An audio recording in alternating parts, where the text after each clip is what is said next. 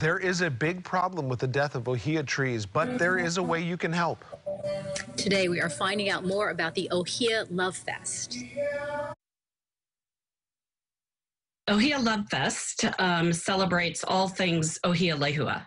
So the Ohia lehua tree is our most important native tree in our forests. And it's important to our watersheds and the water we drink. It's important to the environment. It provides food and nourishment to many native plants and animals. And it's, of course, very important to our native Hawaiian culture here in Hawaii. So the event is just a way to celebrate and bring back awareness to this tree and help people understand its role in our environment and ways we can do to help protect it. Thank you. Kim Rogers, the outreach specialist for Rapid Ohia Death. This is a great big problem. I myself have been over out to the Big Island. I know you're on Kauai, but the Big Island, it's a problem. And so thank you for raising awareness. Now, it's an entire festival. So can you tell me some of the events that you have planned for the festival, the Ohia Love Fest? Yeah, absolutely. You know, this is an activity that's been happening on Hilo for the past several years. And due to COVID, we decided to make it a statewide event and go virtual. So that allowed us as well to extend it from a one-day event to actually a 6-day event. So starting on November 16th and going through Saturday, November 21st. And we'll have all kinds of information we'll be sharing about Ohia on our Facebook page, our Instagram page, but as well, we're hosting some workshops that people can sign up for. So if they want to learn more about how to grow Ohia in their backyard, perhaps, we have a workshop on that. We have a workshop on growing other native plants in backyards that are the plants that you might use to make lei with. We have workshops on identifying different species and varieties of ohia, because we oftentimes talk about the ohia tree as if it's one tree, but there's actually multiple different species and varieties. So all kinds of activities and workshops like that planned. Sounds like a ton of fun. I want to get a little serious now, because there's a lot of people out there that watch our show that don't really know what rapid ohia death is. Can you explain to our viewers what's going on? Sure. It is, at its simplest, it is known as a fungal pathogen, but it's a fungus that does not grow on the exterior of the tree or the leaves. It grows on the interior of the tree, and it basically clogs the flow of water, which is why one of the first symptoms that you'll see is the leaves all of a sudden, rapidly, will turn this reddish brown color, and the tree will eventually die.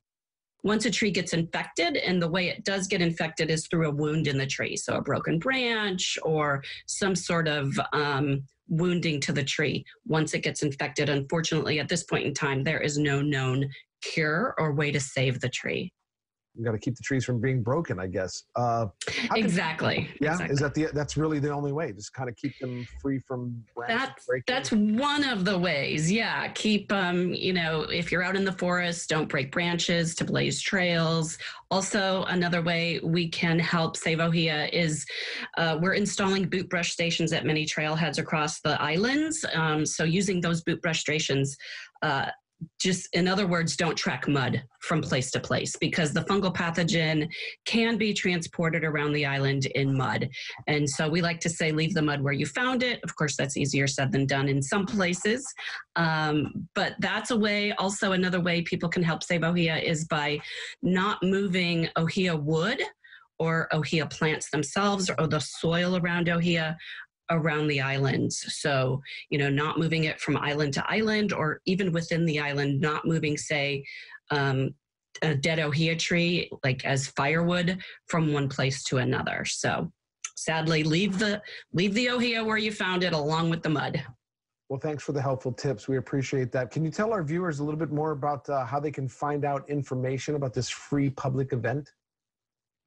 Right, absolutely. So we have a Facebook page called Rapid Ohia Death. We also have an Instagram page called Ohia Life. But where you'll probably find the most information would be on our website, which is rapidohiadeath.org.